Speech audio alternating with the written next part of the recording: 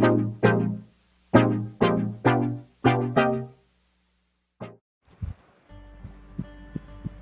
friends, as I discussed with you in my previous video that going forward we have a lot more for you. So let's today discuss the prospects of startup, or we can say the legal basic aspects what we need to ensure while owning a startup. So today let's talk about this. So how do you think, like, what are the basic essentials for owning a startup or to uh, to become an entrepreneur? So successful startups, if we talk about, they always start with the passionate entrepreneurs. They need to take care of each and every technicality, each and every critical aspect, what is required, when it is required, especially the timelines, the right thing at the right time. So, like, what is the most common thing? It's like what we focus on. So, we generally focus, or the entrepreneurs generally focus on the customer delight, users experience. So, we promote it through marketing, we promote it through social media. But apart from that, have you ever wondered what is the most critical thing? The most critical thing is the legalities of the aspect that we need to come forth. Without legalities we cannot start any business. So today let's discuss about the essential basic criticalities, what is required to own a startup. So today we'll discuss about various things such as from formalizing founders agreement to safeguarding intellectual property rights, entering into contracts, about the licenses, protecting intellectual property rights, what all are the basic essentials what an entrepreneur needs to be aware of about the latest laws, rules and regulations. And in fact government today has given lots of exemptions, lots and lots of exemptions to startups. So like actually that can be put to use, or we can go through those implications also to get the benefit what is provided to us by our own government. So let's start with. So first thing is formalizing a business structure and the founders agreement. The first and the very foremost thing of any business, to start any business, is to be very clear about the nature and the type of business. We should be very clear about our vision. It should about short-term vision, long-term vision, everything should be decided. The business should be incorporated that way, and it should be incorporated under various categories, whatever is suitable as per the nature and the type of your business. It can be private limited, public limited, limited liability partnership, sole proprietor, or any of these. Every type, each and every type of these business has their own legal implications. So it's very important to get the clarity at the initial stage only, even before starting your business, like what do you want to deal with, what exactly is the nature, so it becomes easy for incorporation, the type, and we can start accordingly. And now coming to founders agreement. Founders agreement is a document, the very essential, very important, very crucial document for the organization that contains the details of the founding team, roles and responsibilities, scope of work, compensation, operations, each and everything is defined in that agreement.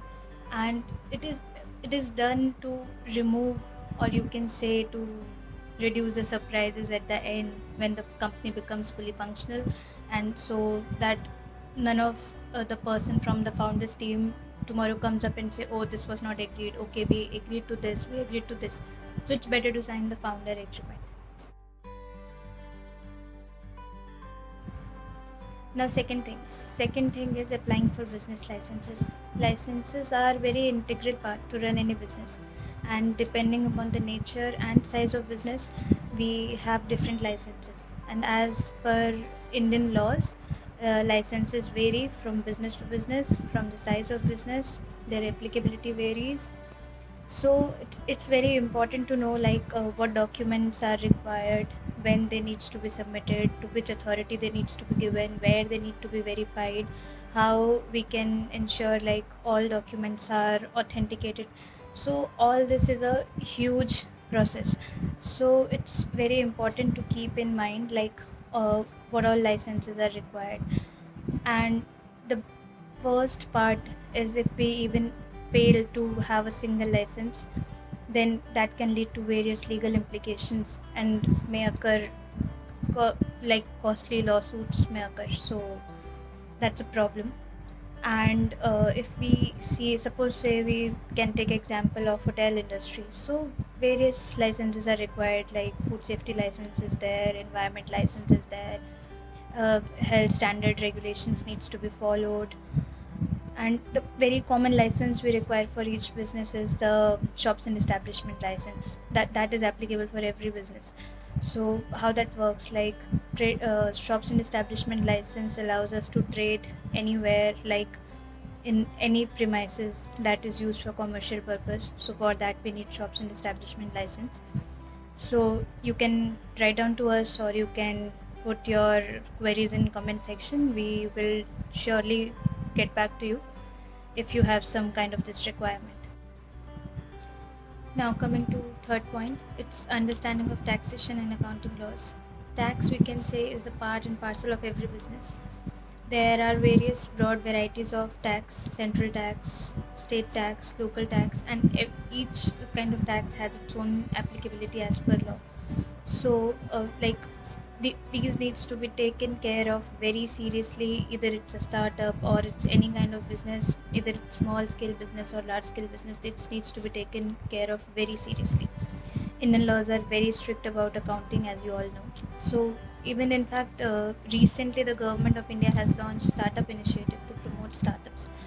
That's why I remember at the beginning of my video I told, like, government is supporting startups. So like startups have various benefits. If I talk about, like, they have exemption of income tax exemption for 3 years, then tax exemption from the capital gains and investments. Anyways, that's altogether a different topic, and if you want me to cover this topic, like what are the benefits of registering your organization as a startup, I can cover this in next video. Just let me know in the comment section.